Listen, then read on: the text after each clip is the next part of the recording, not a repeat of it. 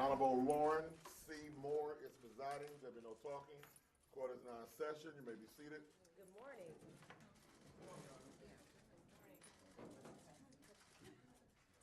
For the record, Your Honor, Kathleen DeMetz, County Public Defender, 443-75579.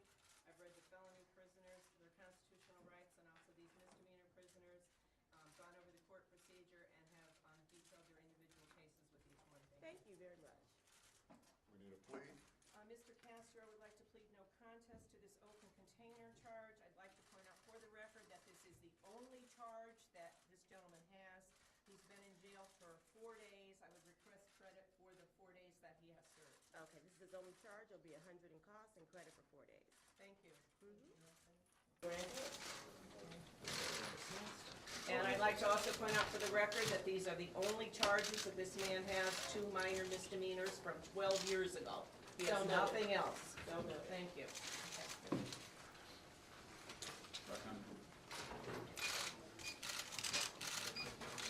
Ariel Castro, charged with kidnapping and rape on one charge, kidnapping and rape on the second, kidnapping and rape on the third, and kidnapping on the fourth. With respect to Mr. Castro, he is waiving examination on each case. With respect to bond on Mr. Castro is 52 years old. He has lived in the area for 39 years. He is on unemployment compensation, and to the best of my knowledge, he has no convictions for felonies or serious misdemeanors. Good morning, Your Honor. Good morning, Mr. Levy. Brian Murphy, Assistant Prosecuting Attorney, Cuyahoga County Prosecutor's Office, for the record.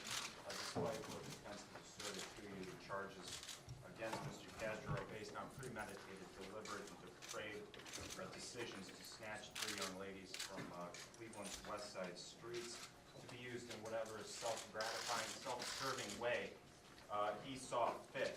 2 of the victims endured this horrifying ordeal for more than a decade, a third for close to a decade, and the ordeal grew to eventually include a little girl believed to have been born to one of the women while in captivity. Also, while in captivity, they withstood repeated beatings.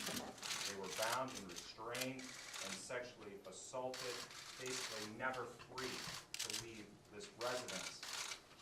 Just as suddenly, unexpectedly, and quite frankly, inexplicably as they disappeared, they reemerged, thankfully, miraculously, 3 days ago at the home of Mr. Castro. That's a home that served as Mr. Castro's residence for his prison to these 3 women and eventually that child. Today, the situation is turned, Your Honor. Mr. Castro stands before you a captive, in captivity, a prisoner. The women are free to resume their lives that were interrupted, and also with the promise and the hope that justice will be served, to ensure that justice is served, to protect the victims and the community that Mr. Castro manipulated and deceived. The state is asking that bond be set at $5 million as surety in this matter. Thank you. Thank you. Also, the order that we have no contact with the victims or their families, whether he's out on bail or not. Thank you very much.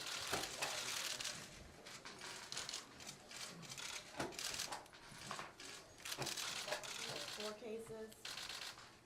Bond will be set at $2 million on each case.